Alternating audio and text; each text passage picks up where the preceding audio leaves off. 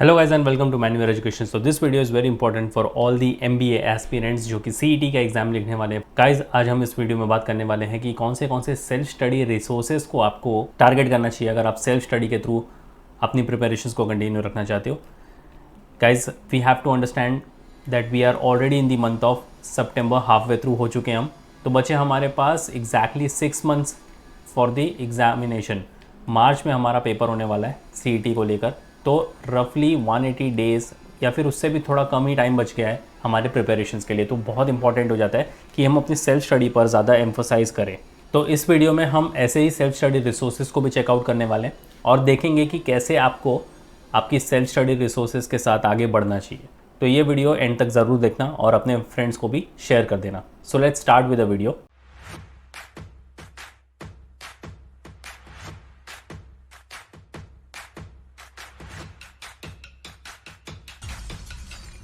सबसे पहले एक ओवरव्यू ले लेते हैं कि MBA CET होता क्या है. बहुत सारे स्टूडेंट्स को नहीं पता होगा तो इस वीडियो के बाद पता चल जाएगा. The Maharashtra MBA CET is a highly significant examination for student aspiring to enrol in MBA programmes in Maharashtra. तो ऑल ओवर महाराष्ट्र आप जो भी MBA कॉलेजेस देख रहे हो आपको उसके लिए CET का एग्जामिनेशन ही देना पड़ेगा. The exam is scheduled for March 2025. मार्च में इसका एग्जामिनेशन होता है. 2024 में भी मार्च में ही हुआ था. consisting of 200 multiple choice questions to be completed in 150 minutes. तो यहाँ पर आपके पास नंबर ऑफ़ क्वेश्चंस ज़्यादा है और टाइम आपके पास काफ़ी कम है, वो है 150 मिनट्स. यानी कि आपके पास 1 मिनट से भी कम का टाइम है हर एक क्वेश्चन के लिए. CET अपने स्पीड के लिए जाना चाहता है तो आपको स्पीड पर तो ज़्यादा काम करना पड़ेगा और इसमें एक्यूरेसी भी मैटर करेगी कुछ हद तक, बट आपको सबसे पहले स्पीड पर प्रायोरिटाइज़ करना पड़ेगा. सबसे अच्छी चीज़ है कि इसमें कोई भी नेगेटिव मार्किंग आपको देखने को नहीं मिलती है. तो बहुत सारे स्टूडेंट्स हैं वो काफ़ी अच्छा परफॉर्म भी कर लेते हैं इसके अंदर और ज़्यादा से ज़्यादा क्वेश्चंस भी अटेम्प्ट कर सकते हैं. It assesses skill in logical reasoning, verbal ability, quantitative aptitude and abstract reasoning divided into 4 sections. तो 4 सेक्शन होते हैं. इनको भी हम गो थ्रू करने वाले हैं आगे इस वीडियो में. और उसके पहले एग्ज़ाम प्रिपरेशन की स्ट्रैटेजी को समझ लेते हैं कि आपको कौन सी चीज़ों पर ज़्यादा ख्याल रखना पड़ेगा. सबसे पहले कि आपको एक एग्ज़ाम पैटर्न की अंडरस्टैंडिंग होनी चाहिए. Familiarise your self with the exam pattern and syllabus thoroughly. जब तक आप सिलेबस पूरा समझोगे नहीं, जब तक आप पूरे पैटर्न को समझोगे नहीं, तब तक आप प्रिपरेशंस कैसे स्टार्ट कर सकते हो. तो सबसे पहले आपको इसी चीज़ पर एम्फोसाइज़ करना है कि आपको आपका एग्ज़ाम पैटर्न जो है, एग्ज़ाम डिमांड क्या कर रहा है, क्या कोई टाइप के क्वेश्चन आ रहे हैं, कौन से सेक्शंस हैं मेरे, ये सारी चीज़ों को आपको समझना पड़ेगा बिफोर स्टार्टिंग योर प्रिपरेशन. उसके बाद आपके कॉन्सेप्ट्स जो हैं वो क्लियर होने चाहिए. कॉन्सेप्चुअल क्लैरिटी बहुत इंपॉर्टेंट है. Focus on understanding the underlying concepts across all subjects rather than rote memorization. अब रोट लर्निंग का नाम आपने सुना होगा, काफ़ी सारे स्टूडेंट्स इसको यूज़ करते हैं. सिंपल लैंग्वेज में अगर मैं बोलूँ तो मगिंग अप तो बिल्कुल भी नहीं करना है. आपका पूरा का पूरा सिलेबस जितना हो सकता है आप अपने कॉन्सेप्ट्स क्लियर करने पर जाओ. यहाँ पर आपको कौन सा एक सेक्शन मिलेगा जो कि बहुत सारे स्टूडेंट्स का वीक सेक्शन होता है. तो बहुत सारे स्टूडेंट क्या करते हैं, इसका जो फॉर्मूला होता है ये रोट करने लग जाते हैं, उसको मगअप करने लग जाते हैं. तो ऐसा बिल्कुल भी नहीं करना है आपको. इनफैक्ट आपके कॉन्सेप्ट्स को आप क्लियर करो. एडिशन सब्सट्रैक्शन, ये सारी चीज़ों पर आप अच्छे से पकड़ बनाओ. जितने हो सकते हैं उतने फार्मूलाज को आप प्रैक्टिस करते जाओ, तभी जाकर आपका अकाउंट भी अच्छा होगा और आपके कॉन्सेप्ट्स भी क्लियर होते जाएंगे. उसके बाद सबसे इंपॉर्टेंट है रेगुलर प्रैक्टिस आपकी होनी चाहिए. Solve a variety of problems daily, focusing on both speed and accuracy. जितना आप प्रैक्टिस करते जाओगे उतनी 2 चीज़ पर काम होता जाएगा. एक आपकी स्पीड बनती जाएगी और दूसरा आपका एक्यूरेसी भी बनता जाएगा. बट CET क्योंकि स्पीड बेस्ड एग्जामिनेशन है तो आपको स्पीड को हमेशा अपनी नंबर 1 प्रायोरिटी पर रखना ही पड़ेगा. उसके बाद आप एक्यूरेसी पर काम कर सकते हो. और सबसे इम्पॉर्टेंट चीज़ है वो है मॉक टेस्ट. इसको मैं यहाँ पर स्टार मार्क भी कर देता हूँ क्योंकि मॉक टेस्ट ना लिखने की गलती बहुत सारे स्टूडेंट्स हर साल करते हैं. To simulate exam conditions by taking full length mock test, assess and improve performance. तो यहाँ पर आप अपना परफॉर्मेंस एक तरीके से जज कर सकते हो खुद ही कि आप कहाँ पर स्टैंड कर रहे हो. मॉक टेस्ट आपको एक रियल पिक्चर देने वाला है कि आपकी प्रिपरेशंस कितनी हो चुकी है, कितना आपको और करना है, क्या आपका वीकर एरिया है, क्या आपका स्ट्रॉन्ग पार्ट है. ये सारी चीज़ें आपको कहाँ से पता चलेगी? ये सारी चीज़ें पता चलेंगी आपको मॉक टेस्ट से ही। और मॉक टेस्ट ना लिखने की गलती हर साल बहुत सारे स्टूडेंट्स करते हैं और वो बाद में रिग्रेट करते हैं कि अगर उन्होंने एग्ज़ाम के पहले 15-20 मॉक टेस्ट लिख लिए होते तो शायद उनका स्कोर कुछ और होता। तो आप ये बिल्कुल गलती मत करना। अगर आपने अभी भी अपनी प्रिपरेशन स्टार्ट करी हुई है तो भी एक मॉक टेस्ट लिख डालो, उससे आपको आगे कैसे बढ़ना है ये डेफिनेटली पता चल जाएगा। और उसके बाद जितना भी आपने पढ़ा है उसका एक रिव्यू करो और उसकी रिवीजन करो। Regularly review the material studied to reinforce learning. जितने भी आपने पढ़ाई की है उसका एक रिव्यू रखो और उसका रिवीजन आपको करना ही है विदाउट फेल। अब आप रिवीजन 3 पैटर्न में कर सकते हो। एक तो हो गया आपका डेली बेसिस, एक हो गया आपका वीकली बेसिस और एक हो गया आपका मंथली बेसिस। तो जितनी भी आप चीज़ें पढ़ते जाओगे आपके क्लासरूम में, आपके लाइव क्लासेस में, या फिर आप सेल्फ स्टडी भी कर रहे हो तो डेली बेसिस पर आपको रिवीजन करनी है, वीकली बेसिस पर रिवीजन करनी है और मंथली बेसिस पर आपको रिवीजन करती रहनी चाहिए। उसके बाद बात करते हैं आपके सेक्शन वाइज प्रिपरेशन की। तो यहाँ पर आपके 3 सेक्शन है, लॉजिकल रीजनिंग और एब्स्ट्रैक्ट रीजनिंग। काफ़ी ज़्यादा स्कोरिंग सेक्शन है।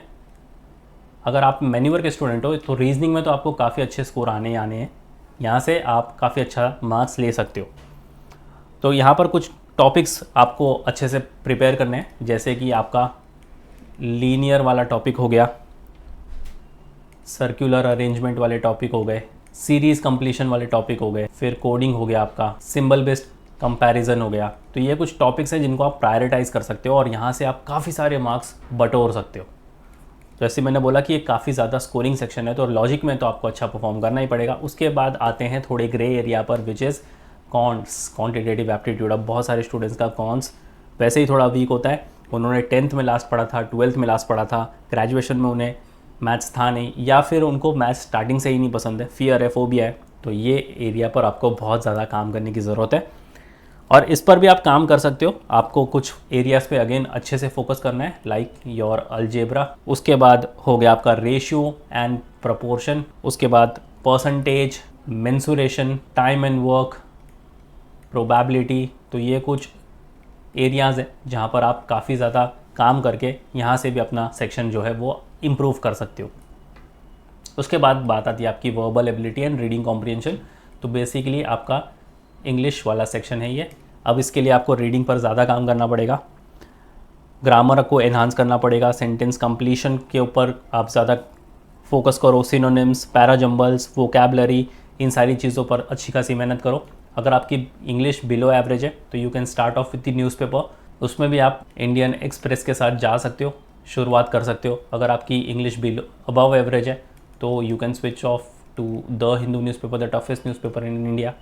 तो यहाँ से आपके काफ़ी सारे वोकैबलरी अच्छे खासे लेवल पर डेवलप हो जाएंगे।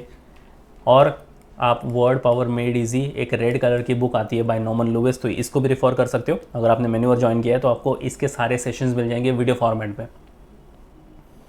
काफ़ी ज़्यादा अच्छी बुक है और यहाँ से आपको बहुत सारे हाई लेवल के वोकैब्स सीखने को मिलेंगे। तो ये रहे आपके सेक्शन वाइज प्रिपरेशन कि आपको कैसे आगे बढ़ना चाहिए अगर आप सेल्फ स्टडी प्रेफर कर रहे हो तो।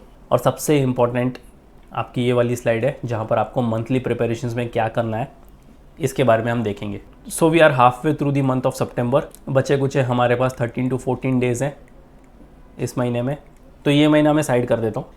Starting with October full fledge में आपको लग जाना है। सबसे पहले अक्टूबर से लेकर दिसंबर तक आप क्या करोगे, आपको पूरा का पूरा सिलेबस समझना है, आपके स्ट्रेंथ और वीकनेसेस को आइडेंटिफाई करना है और साथ ही साथ जितने भी आपके टॉपिक हो रहे हैं उसको रिवाइज़ करना है। एक टाइम टेबल आपको डेवलप करना है, focusing on your weaker areas first, क्योंकि स्ट्रॉन्ग पर अगर आप टाइम और इन्वेस्ट करते जाओगे तो वो आपका टाइम एक तरीके से वेस्ट ही होता जाएगा। तो जितने भी आपके वीकर एरियाज़ हैं वो उस पर अपना टाइम स्विच करो, तो ये ज़्यादा अच्छी चीज़ हो जाएगी आपके लिए। एन एक्सटेंसिव इंग्लिश रीडिंग, तो इंग्लिश ना ही सिर्फ आप अपने एग्जाम पॉइंट ऑफ व्यू के लिए डेवलप करो बल्कि आप MBA करने जा रहे हो तो यहाँ पर आपको आगे जाकर प्रोफेशनल फील्ड में भी इंग्लिश काफ़ी काम आने वाली है, आपके इंटरव्यूज़ क्रैक करने के लिए कॉलेजेस में, और बाद में आपको जॉब के लिए भी काफ़ी काम आने वाली है। तो इंग्लिश आप उस तरीके से भी डेवलप कर ही लो। फिर आपके मंथ आते हैं जनवरी एंड फरवरी, 2 महीने हैं, जनवरी एंड फरवरी। मार्च में तो आपका एग्जाम होने वाला है। तो जनवरी फरवरी में आपको मॉक टेस्ट दबा कर लिखना है। Practice at least 25 to 30 mock test. अपनी परफॉर्मेंस को एनालाइज करो, इम्प्रूवमेंट पर फोकस करो जितना हो सकता है। पूरा का पूरा सिलेबस वापस रिवाइज करो, और अगेन जो भी आपका वीकर एरिया है, जो भी आपका ग्रे एरिया है, उस पर बहुत ज़्यादा अटेंशन दो। And finally we are into the month of examination which is March. तो यहाँ पर आपको कोई नया टॉपिक तो सीखना नहीं है, जितनी भी आपने पढ़ाई की है उसका कंटिन्यू रिवीजन करो, फोकस करो अपने स्पीड और एक्यूरेसी मेंटेन करने के लिए, और उसके लिए आपको एग्ज़ाम के 1-2 दिन पहले तक मॉक लिखते रहना चाहिए और कॉन्फिडेंट रहो और अपना बेस्ट शॉट दो अपने एग्जामिनेशन के लिए। अब इतना सारा चीज़ करने के लिए आपके पास होना चाहिए कॉन्क्रीट रिसोर्सेज, जहाँ पर आपके पास होने चाहिए books, mocks, video lectures, handouts, ये सारी चीज़ें। अब उनको कैसे एक्सेस करोगे? Allow me to take you to the official website of मैन्युअर education and guide you about the self study resources. Alright, so just head to the official website of मैन्युअर education. यहाँ पर बाय ऑनलाइन पर आ जाओ, MBA पर click कर लो, full course को checkout कर लेते हैं, स्क्रॉल डाउन कर लो। तो यहाँ पर आपको ये वाला टैब चेकआउट करना है, MBA CET स्पेसिफिक। इसमें मिलते हैं 437 वीडियो लेक्चर्स, 58 हैंडआउट्स और 10 mock test. If you go back, books order कर सकते हो आप, स्क्रॉल डाउन कर लो। तो यहाँ पर आपको सेकंड वाला टैब चेकआउट करना है, इसमें मिलेंगे आपको कॉन्स, रीजनिंग, इंग्लिश और डेटा इंटरप्रिटेशन की books. If you go back, आप सेक्शनल कोर्सेज को भी चेकआउट कर सकते हो। तो इसके अंदर मिलते हैं आपको cons, DIDS in DC English, logical reasoning, GK and current affairs. And if you go back, आप मॉक टेस्ट भी चेकआउट कर सकते हो, स्क्रॉल डाउन कर लो। तो यहाँ पर आपको पहला वाला टैब चेकआउट करना है, जहाँ पर आपको मिलते हैं टॉपिक वाइज टेस्ट। इन सारे प्रोग्राम्स का लिंक आपको डिस्क्रिप्शन बॉक्स में मिल जाएगा, चेक करना मत भूलना। So yes guys, that was pretty much it for the video. If you want to start your preparations for the next year or the subsequent years, we have launched the batches for the same. अगर आप मुंबई में हो, you can visit our centres Vasai, Thane, Borivali, Dadar and Andheri. We have 5 centres in Mumbai. And if you are in Pune, तो काफ़ी अच्छी news है आपके लिए, we have come up with a centre over there. तो अगर आप ऑफलाइन क्लासेस देख रहे हो पुणे में, तो आप उसका फ़ायदा उठा सकते हो। फिलहाल सेंटर रिनोवेशन में है, बट जैसे ही वो कंप्लीट हो जाएगा, you can go and visit the centre. But उसके पहले आप इस नंबर पर कॉल करके सारी डिटेल्स सेंटर और कोर्सेज के बारे में ले सकते हो।